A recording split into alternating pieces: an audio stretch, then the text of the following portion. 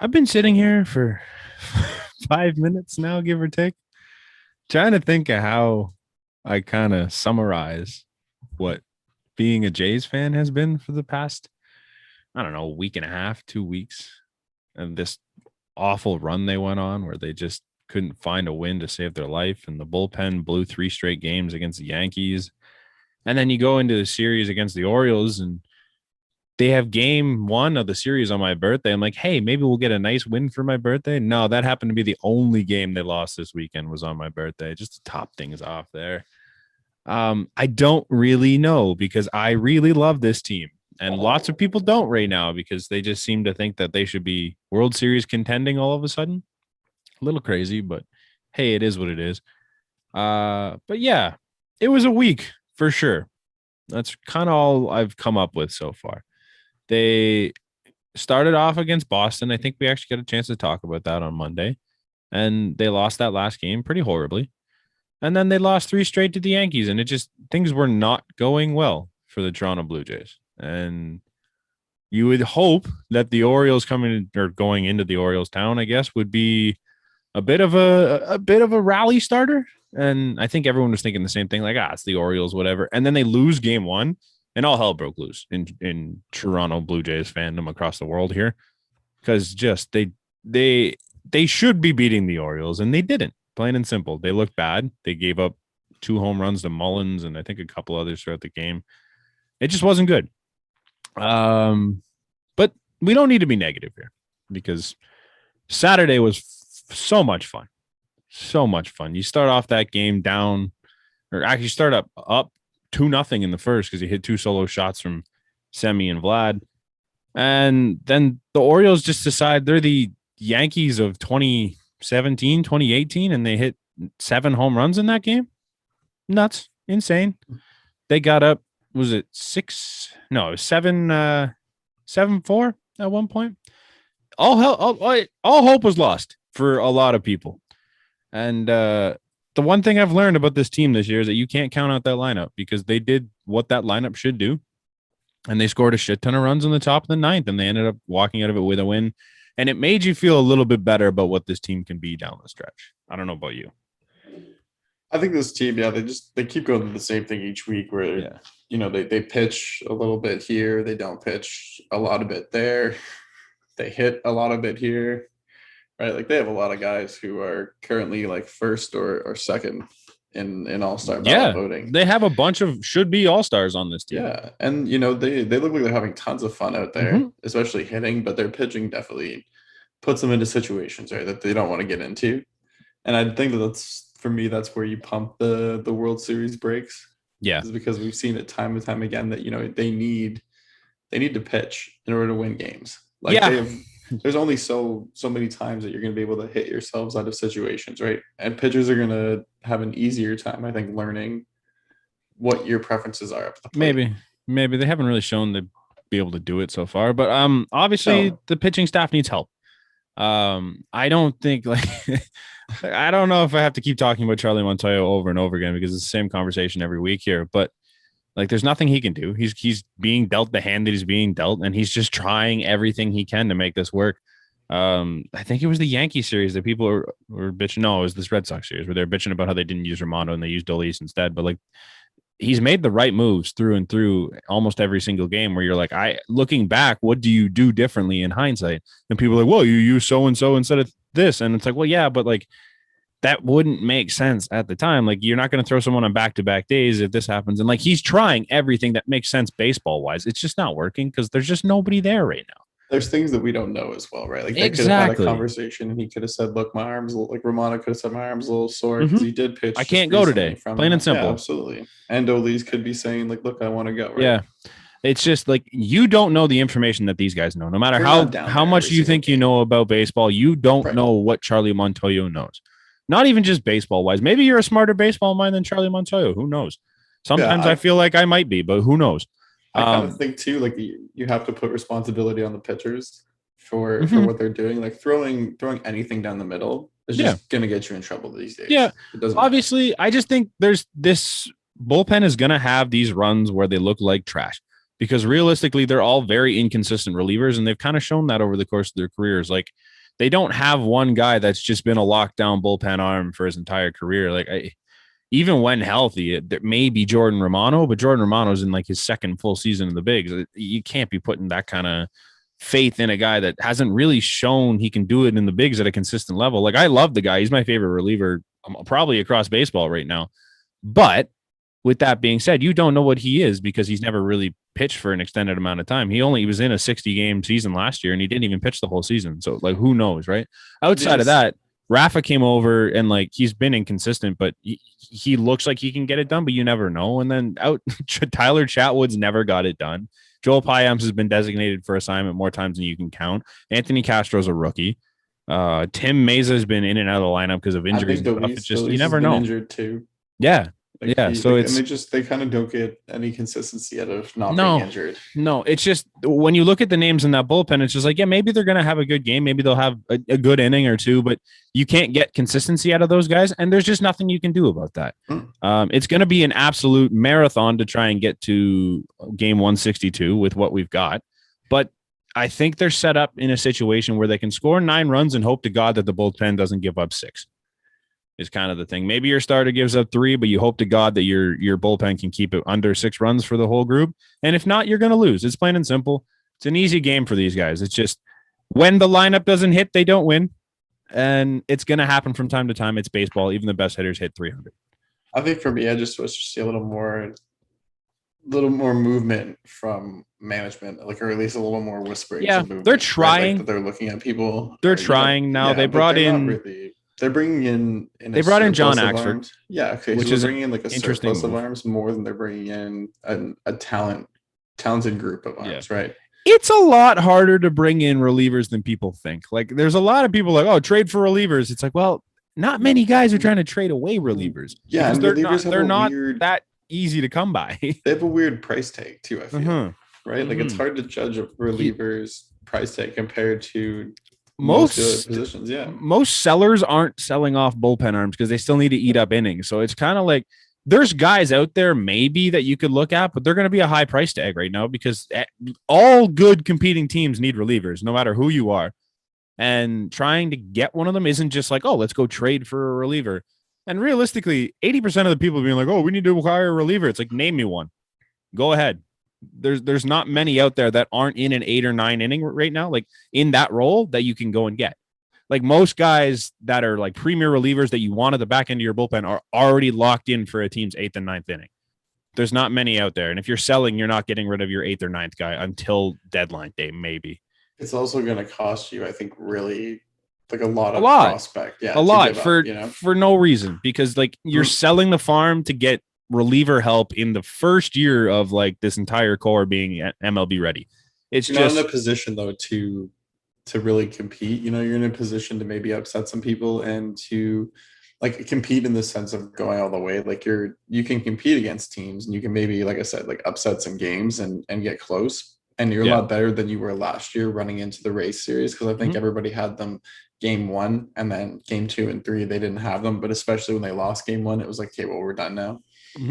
But now I think you can maybe look at it and say, well, we have a potential to win like a 3-game series. Yeah, if that's what it takes, right? Yeah, they have a good stretch coming up here too. Sorry, like a 5-game series because it goes back. But I mean, like, to get 3 wins. Yeah, I think you look at the team right now, and I think you're built with Hyun-Jin Ryu and Robbie Ray and Steven Matz when he's healthy. Ross Stripling after 5 innings. Ross Stripling, oh my God, man! Even that guy can show up and do a job. Be healthy in your bullpen, because if he's going to give you 5 innings consistently, then that's great. That's great. But you need to have something else that comes now, out of that. I think they're leaning towards doing the right thing here with Thomas Hatch and Nate Pearson, in the fact that like it's great to have them as rotational depth, and I understand that they're more valuable to you if they're starters. I get it. But at this point in time, if you're looking to win, and it seems like that's what they're trying to do with the bringing in of Semien and Ray on the 1-year deal and stuff like that, it would make sense to move guys like Pearson and Hatch to the bullpen, because they've shown they can succeed in that role last year. And if you're trying to make a stretch run here, they're 2 guys you need to have in that bullpen, just because you have garbage starter depth, but you have starter depth in like K and Thornton, and Wagspack's still there realistically.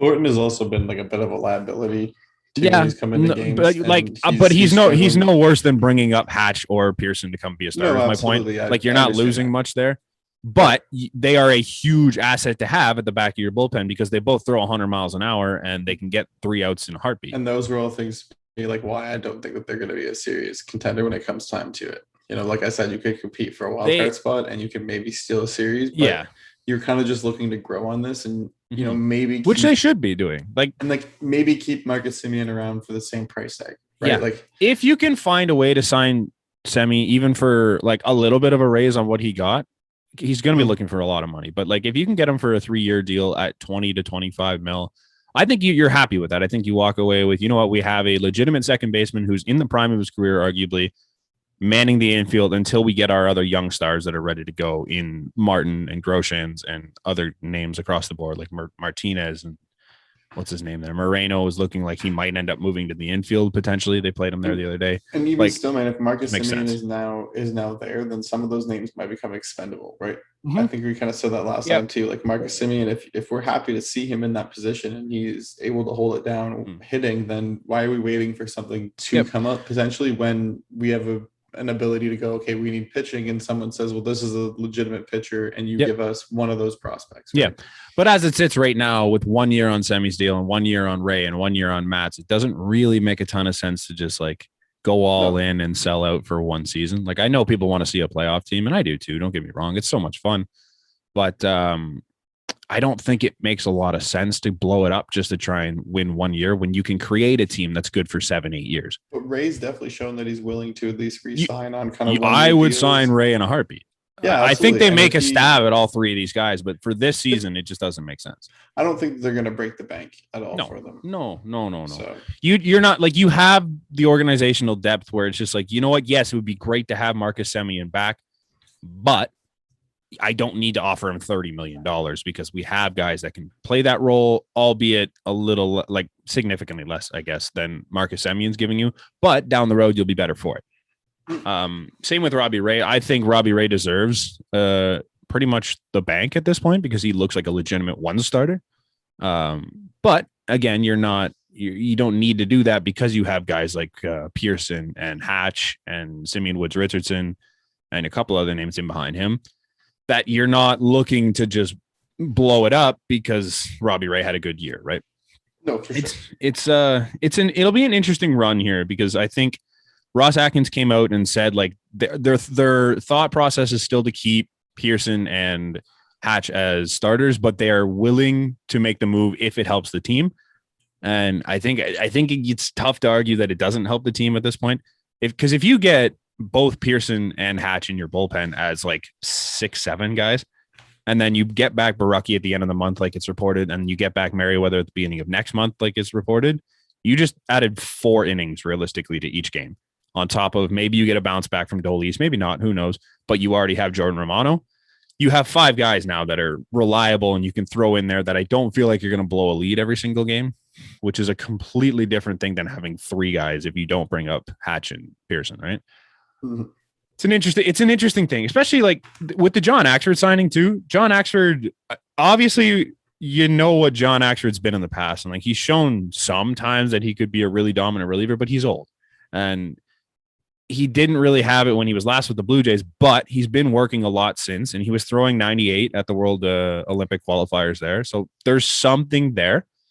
And if he can manage to be your 5-6 inning guy to just get you through to the premier relievers without giving up 3 runs, that's huge for you right now. He's kind of just eating up innings too, right? Sure. Like that's going to be a big thing you need. For him is he's healthy, and if he can stay healthy, like you hope. Yeah. And he's someone like, is he not familiar with the team? He played for the Blue Jays. I don't know if he played with any of these guys, but he was a Blue Jay at one point. But familiar with the pitching staff. And this is another. He was here when Pete Walker was here, so they are familiar with each other. Going to the offseason, man, I think it's a great thing to have such successful pitchers who kind of are struggling to make a name for themselves in the offseason. Mm-hmm. I think if you're a free agent pitcher from another team and you're kind of looking to enhance your game, right? Not only those pitchers who are struggling, but pitchers who are good. Yep. Right. They definitely could look over and say, man, there's something in in there with the Jays. What if Yeah. I can go join there and Sure. help them strike something right? We're an exciting team. We're one of the most exciting teams in the league now. You want to because play of the here just based on the absolutely, yeah, youth and the because of fun that everyone's the having. offense. Yeah, you're gonna look at one side of it and go, okay, they need something like me to compete as a Yeah. pitcher. Yeah. Then you could sign there, right? I think that's kind of what tempted John Axford to come back and do what he's doing. Now, another name is David Robertson. He was also pitching in the Olympic qualifiers, and apparently he was humming too. Like he just looked way better than he did across his entire career. So that's another name that you could look at and be like, hey, man, we have this lineup. We think we can compete this year. If you think you can contribute, we'd love to have you. You never know. It's possible. John Axford, hey, if you miss, you miss. Who cares? Like, it's not like they're signing him to anything major. And it's a 1-year deal. If he doesn't hit, he doesn't hit. John Axford is just a great guy to have around your organization. He's a Canadian kid, so he wants to play for the Blue Jays. It's very clear. There's no miss there. I see no problem with that signing. It should be good. Whether he pitches here or not, whether he eats up innings or he just flops, it was a great move because what's the worst that can happen? You can't get any worse. What did it cost you too, right? Exactly. Nothing. You didn't have to trade prospects to get a reliever. You went and got one. Maybe it doesn't work and maybe you do end up having to make a trade, but you now know it's just like, yeah, we tried something without losing somebody.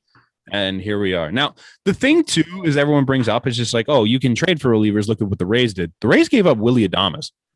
That guy can play. Like this isn't. Willie Adames has been a lot of their success. Yeah, I mean, field and even in the clubhouse too. They loved him there. They loved him. Yeah. So it's like, yes, you can go trade for relievers, but those were like middle of the pack relievers that they had to trade away their starting shortstop for. Now they can afford it because they just brought up Wander Franco and he's going to be legit. So it makes sense for them. But as the Blue Jays, I'm not going out and giving up like Kevin Biggio for relief help. It just doesn't make sense, right? And that's kind of the same situation that they found themselves in.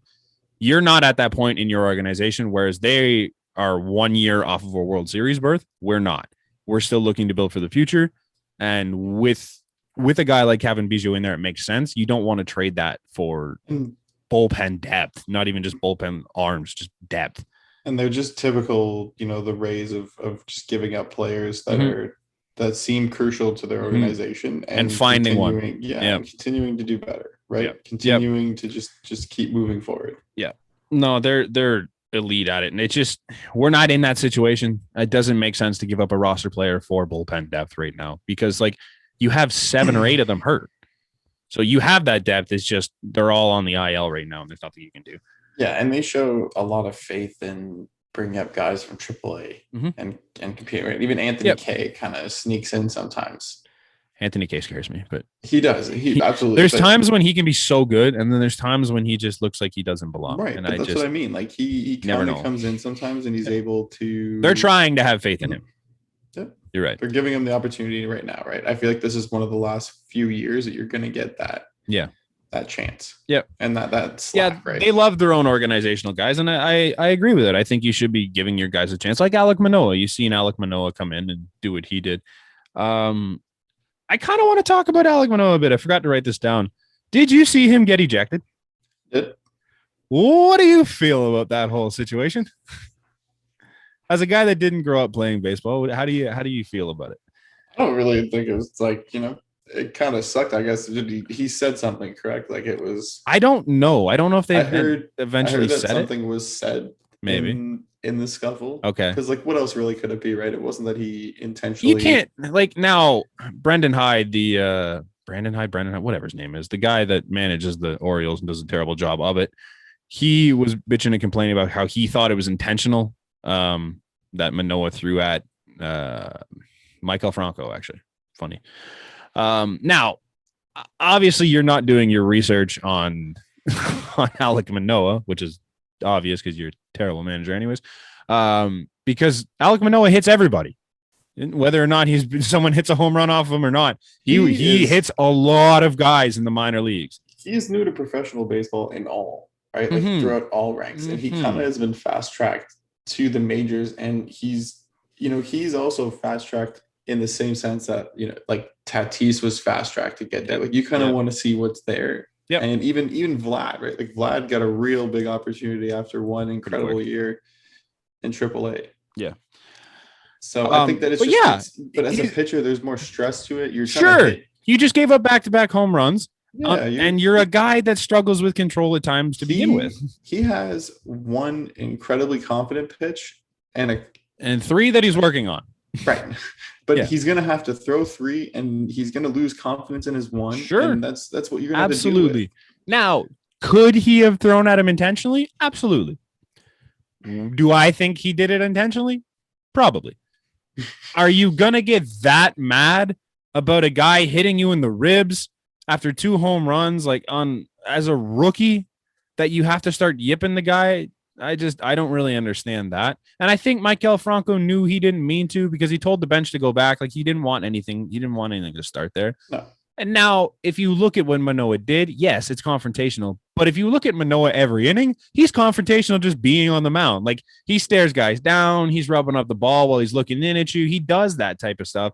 So it's not that out of character. Than him backing down. Absolutely. I love Alek Manoah. I think he's great. He's fiery. He's a blast on the mound. I just love to see the way he plays the game. It's fantastic. But it's going to lead to things like that. And I think Maikel Franco knew that, because he started saying something, but he kind of realized, like, this is what this kid does. It's no different than the last at-bat I had against him. He stared at me then, too. It's no different. I think it was bullshit that you booted him, unless he said something ridiculous in that scrum. But if you're just ejecting him because you think he threw at him intentionally, that's a joke. You need to do some research. But that's just my thing. It was a weird situation to the umpires now, which is it's becoming the umpires are so bad. Game. It's such a bad year for umpires. I just every game there's something that I'm like, we don't need you people. Like, there's robots that do the same job as you, except they do it right. I tweeted out, I'm like, it's not. I get that it's hard to be a really good umpire, because these calls are tough. They're split seconds decisions that, like, you're gonna make the wrong call every now and then, but it's really hard to be an extremely bad umpire. And there's a lot of guys that go for that side of the spectrum, as opposed to being just like an average umpire. Like, you just blow such dead easy calls, and then you do the replay thing. Replay is the dumbest system ever invented. I mean, they have been umpires for an incredibly long time, a lot of them. Sure. So and they're just falling apart now. They're just old. The replay system, the biggest joke in baseball. I agreed with it when they brought it in, and I still agree with the premise of the replay. Like, I think you should be getting calls right, but I think you should be getting calls right is the point there. It's not like, let's look back and see if we can change our mind on what the umpire called. It's no, let's look at the play and see what we think it is, and then make the call. Not, oh, we have to confirm what this idiot on the field said. Because there was a play against the Yankees where Vlad slid back into third, bonehead play. I hate to say it, but bonehead play. Ends up sliding back into third. He's safe. He's very clearly safe. But because the call on the field was out, there's quote unquote not enough evidence to overturn that, which is a load of horseshit. Because it's very clear if you're watching it that, yeah, he's safe, but it's still close. So you're kind of like, we'll lean towards the umpire. That's stupid. That just defeats the whole purpose of having a replay system. I hate it. It just makes no sense. And then the next play, Lourdes swings and completely misses a ball. It tips off of the worst catcher in baseball, and it goes to the backstop. And everyone thinks he fouled it off, because you should catch that because it's a center cut fastball. But because it's Gary Sanchez, it goes to the backstop.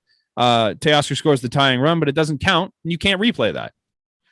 So why do we have replay? It doesn't make sense to me. It's a stupid system. It shouldn't exist anymore. I just either do it right or don't do it at all. They have a bit of replay, but they definitely struggle with the old school mentality of the game.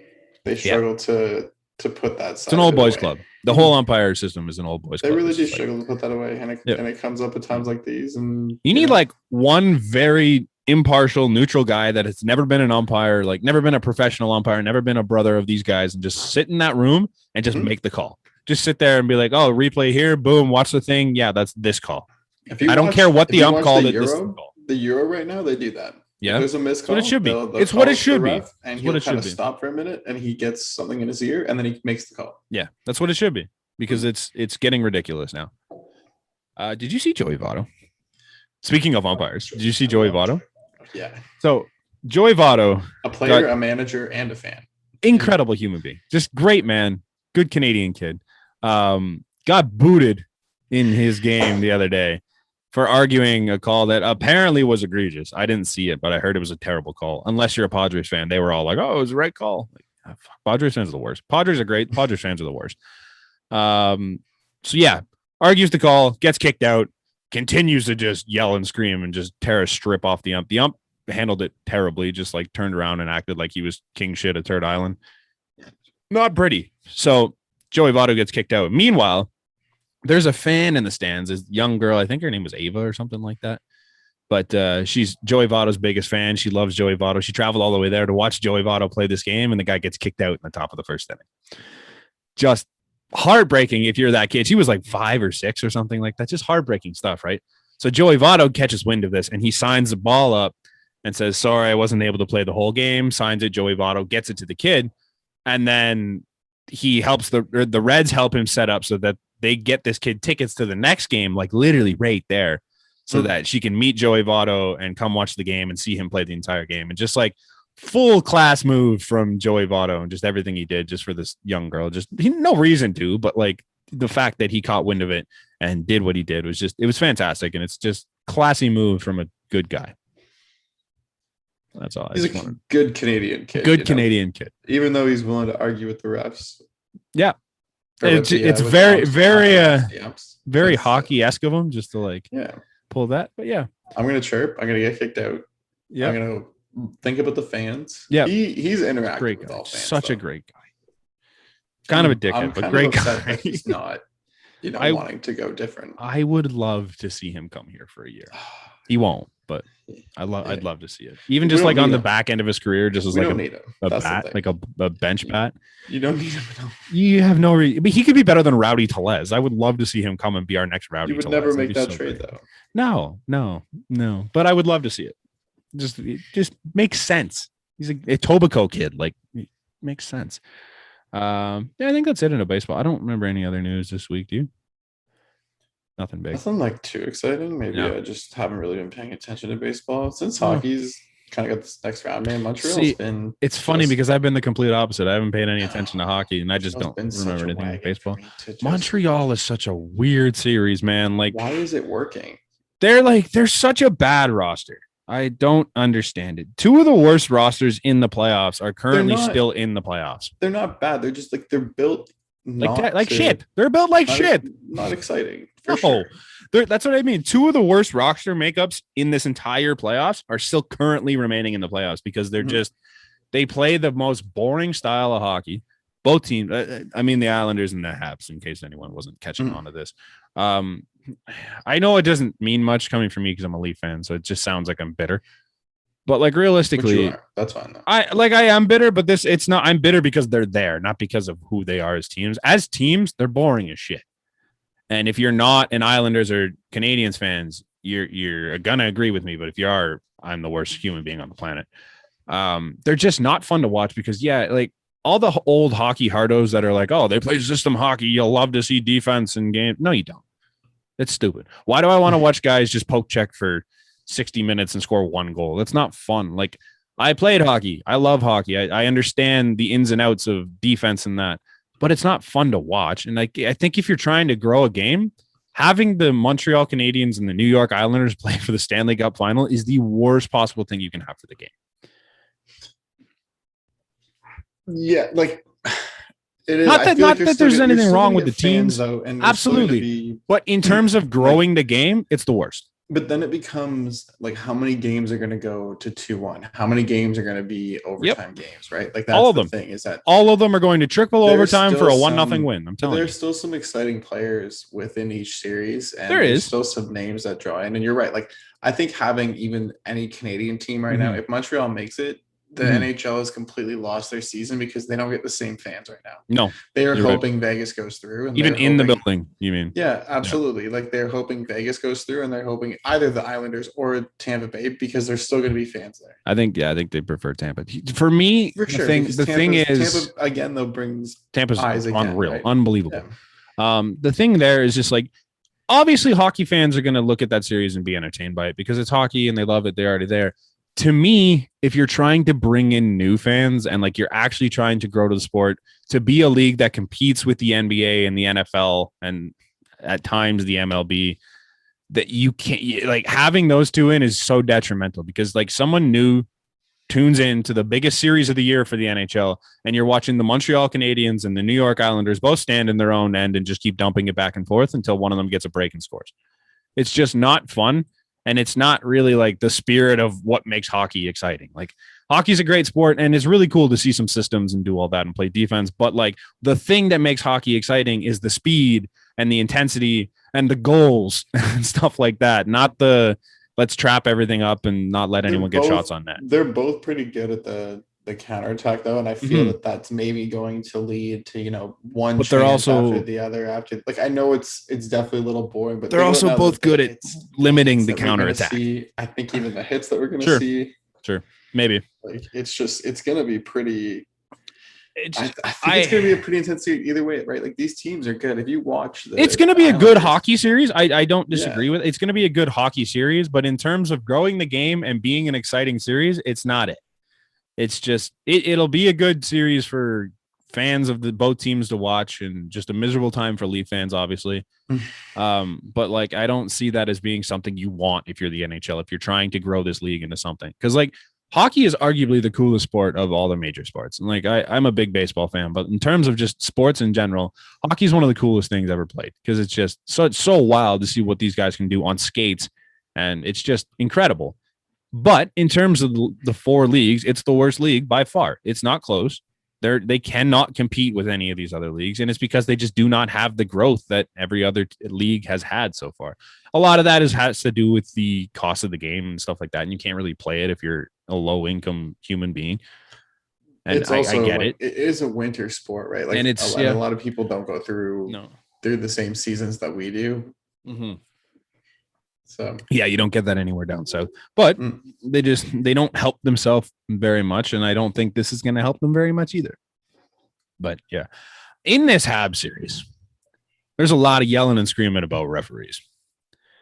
Now, I've seen a lot of people like, "Oh, the Habs are getting screwed." No, they're not. Both teams are getting screwed. What referees? They're gone. There's no refs. Don't talk to me like, "Oh, they're rigging it for the Knights." No, they're just bad. They're making bad calls both ways. They're not making any calls both ways. And like I've seen people bring up the video of Nick Suzuki getting punched in the face, and all you show is that part where McNabb just bobs him. Everybody wants to see this. Everybody is waiting for this. This is what Suzuki should have got a penalty there too. Well, this is what hockey is, though, right? This is exactly absolutely what it is, and absolutely okay with that. For some reason, they've just decided that in the playoffs, there's no such thing as penalties anymore. And this is not a new thing. It's just because the Habs fans are very loud, and there's a lot of them. And all of a sudden, it's becoming an issue. The one on Corey Perry was kind of scary. Like, it's incidental in a sense that he's not, like, aiming and slashing at it, but it's still technically... It should have been called. Or something. Right. There was a brutal hit from Joel Edmondson behind the net. I forget who it was on, but just like full cross check to the back, like 2 feet from the boards. Guy went headfirst in the boards. That's got to be called and didn't.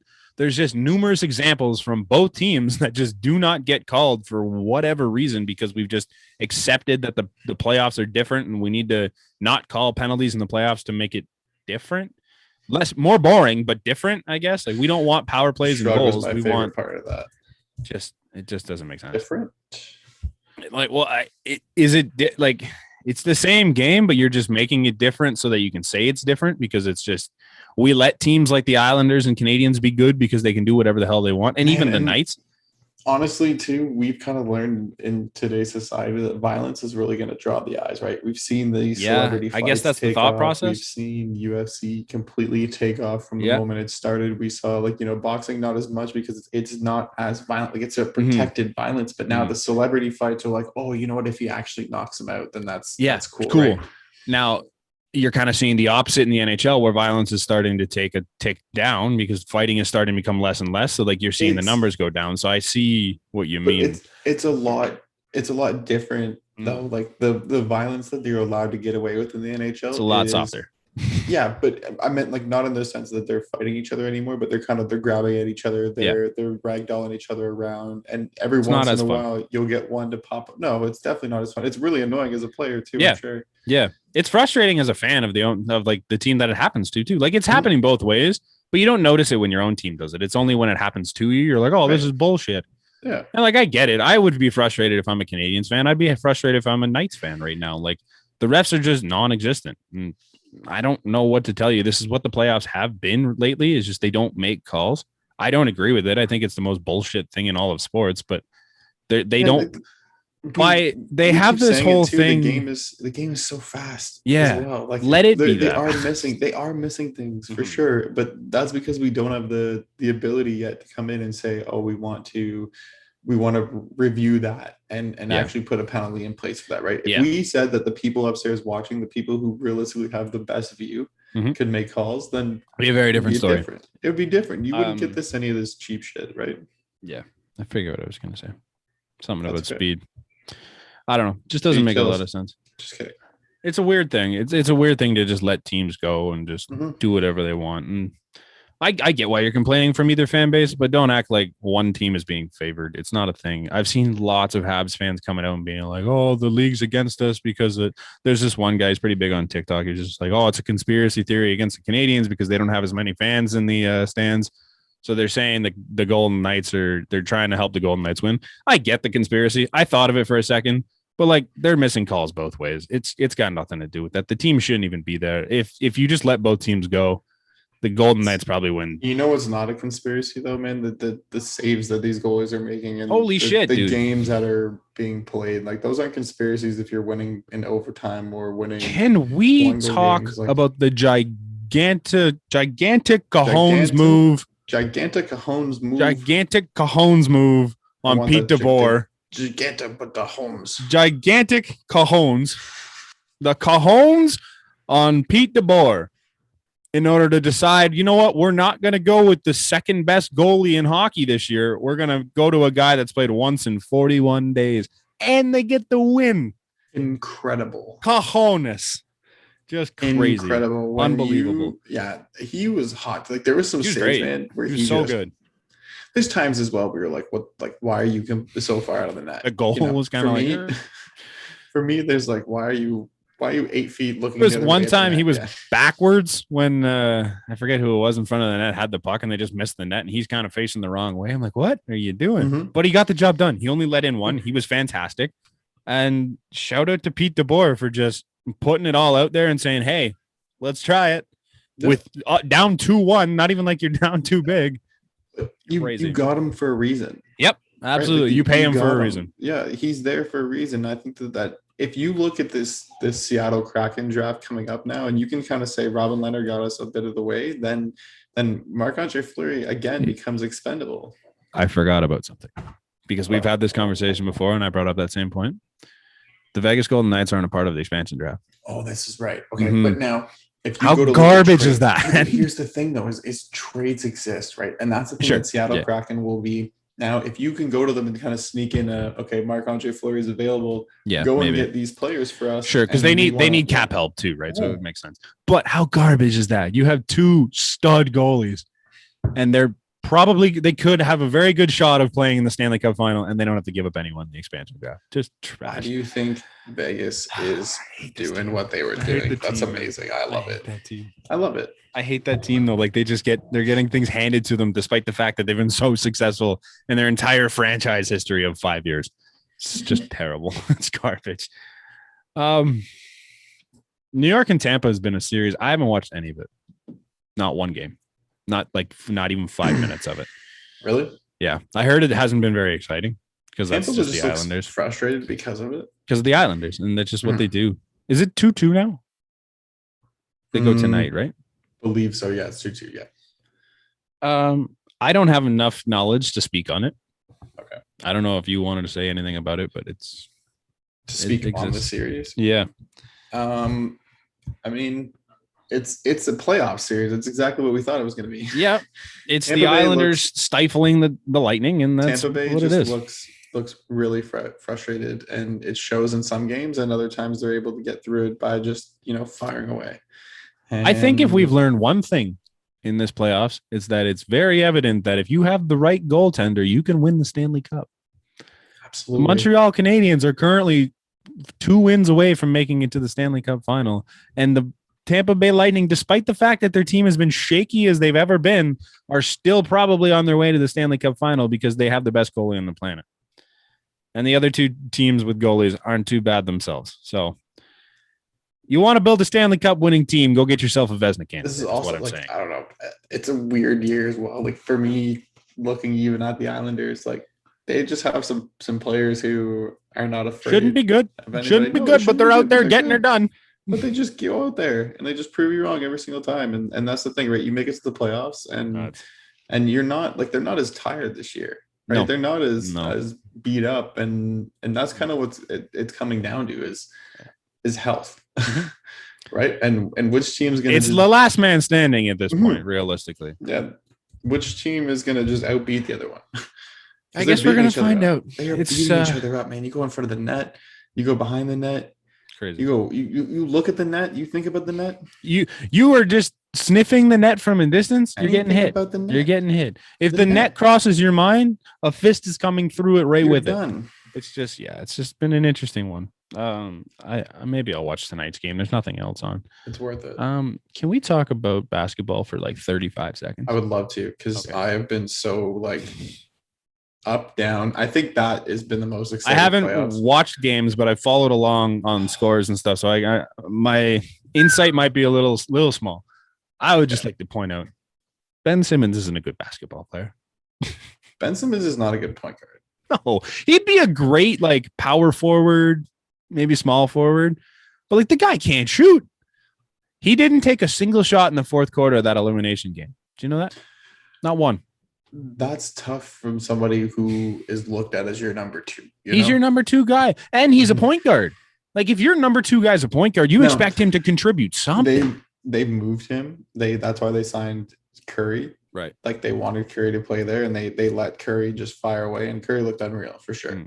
Yeah. However, that looks really bad. It's not good. It's not a good look, especially down 4 with a minute left, and he's on the bench for the entire final minute of the game because he cannot shoot the ball. Like that's just.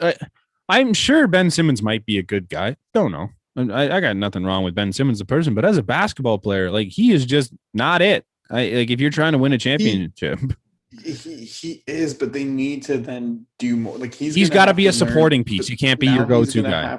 He's going to have to learn that power forward position. Yeah, that's the issue. Yeah, is that he's really going to. He's huge. To learn. He can do it. He just can't. He's really either got to learn how to shoot the ball, which good luck. Or he's got to transition into a different position where he can just accept being the supporting piece that just plays in the paint and dishes the ball. He kind of always secretly has accepted that. Yeah, but they can't accept it in Philadelphia that he's not meant to play that point guard spot.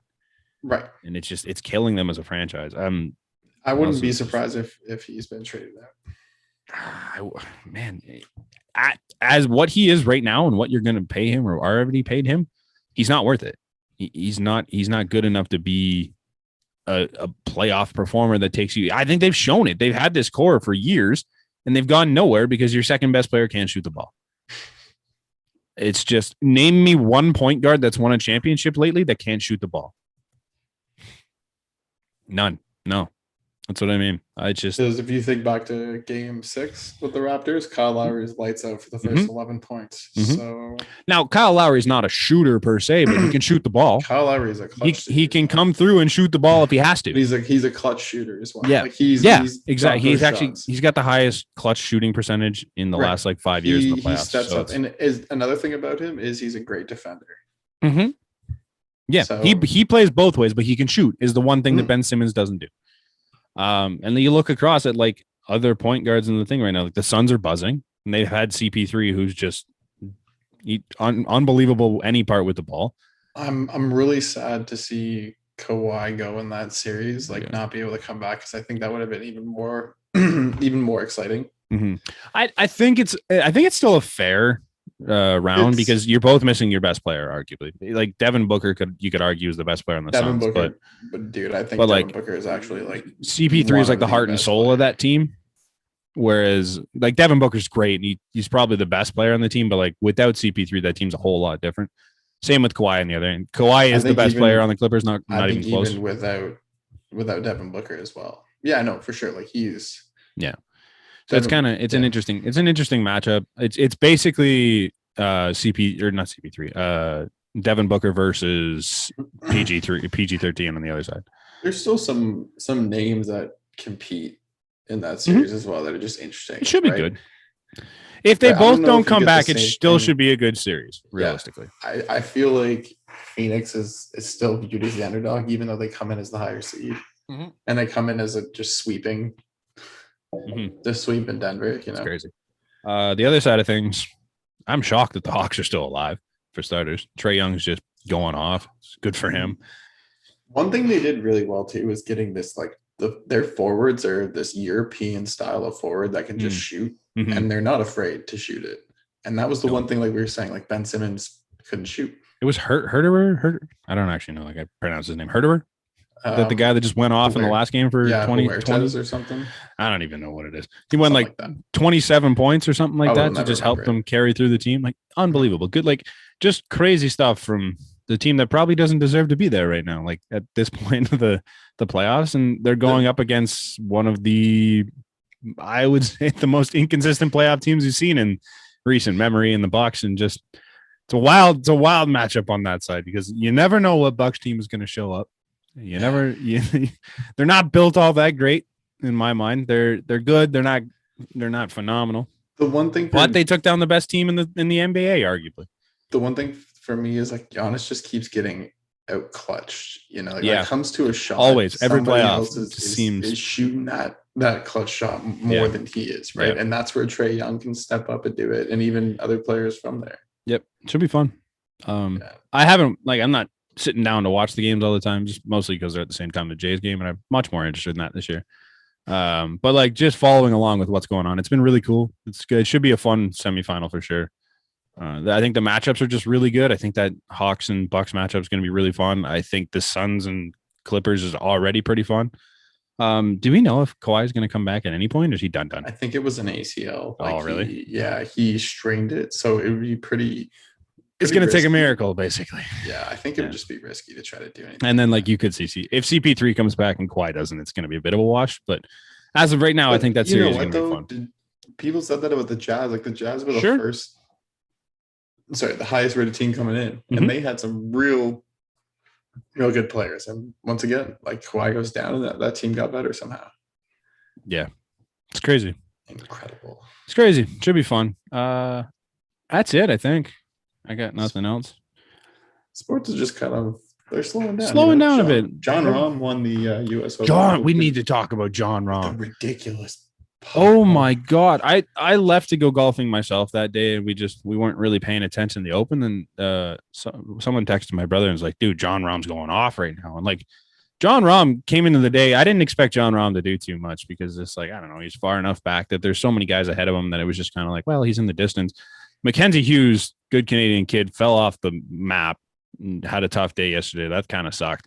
But John Rahm hit every shot he could possibly hit, and just holy shit.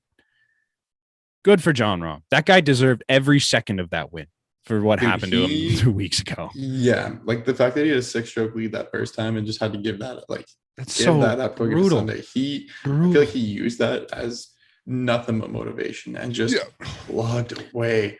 And that putt, when you look back at moments that are your winning moments, you can look at that putt, and that was definitely it, right? To watch it go in and just to put him up at 6, and you kind of had this feeling like it was going to be maybe you'd have to go to a playoff. Yeah.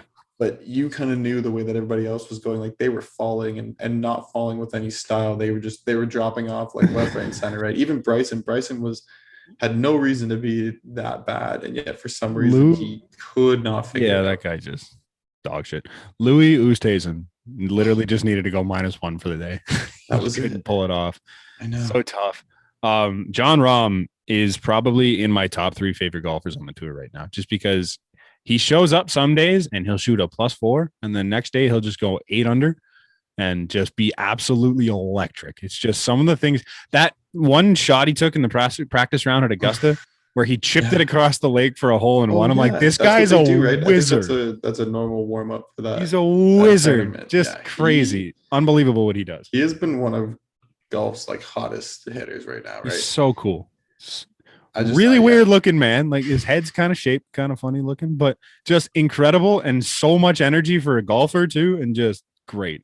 Him hitting that putt in front of the crowd and just like blowing up like he just, he looked at them like, what's up? You know, like he let's- fired up the entire world with that shot. Let's As a get golfer. excited. That's Yeah, crazy. let's get That's the excited. kind of guys you need in golf. I don't want any Mhm. more Bryson DeChambeaus.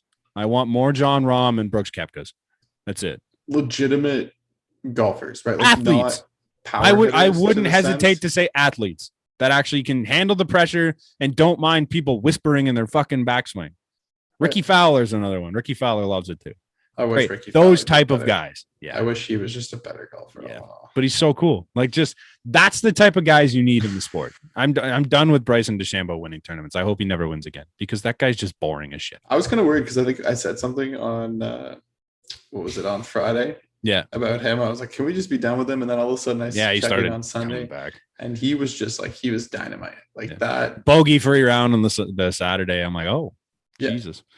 But yeah, no, I wouldn't be disappointed if he never won another round or another tournament. Sorry.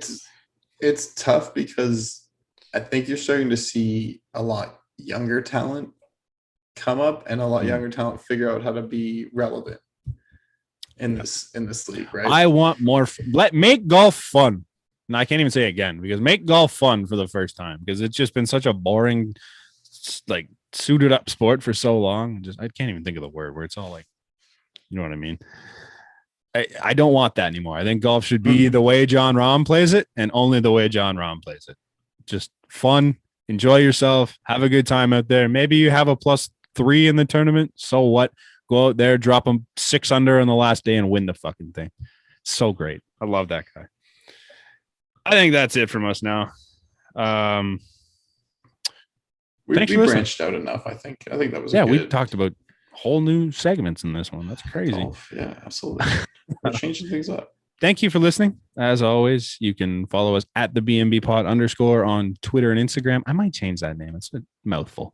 And think so? that's the underscore is kind of a pain in the ass. I don't even know how you go about changing it, but yeah. You got it. I'll show you. But and then at the BnB podcast on TikTok, you can also check out our merch, which Brandon's currently wearing. I don't think I have that on the store, but they're going to be out there. If you actually enjoy our podcast and you want to support us it's just a little always bit. the first photo I could find. It's great. It's just always around. It's like the 8-ball. It's just always there. Yeah, you never lose that bad boy. It's staying with you till the end of time. Mhm. I'll have those up at some point. I don't think I currently have them on the store, but you can find that stuff. You can find more merch and a lot of content over at theasports.com. As always, all of that's going to be linked in the description below. Don't forget to like, comment, subscribe, all of that fun stuff. We will catch you. What day is today? Monday. We'll catch you at the end of the week. Cheers.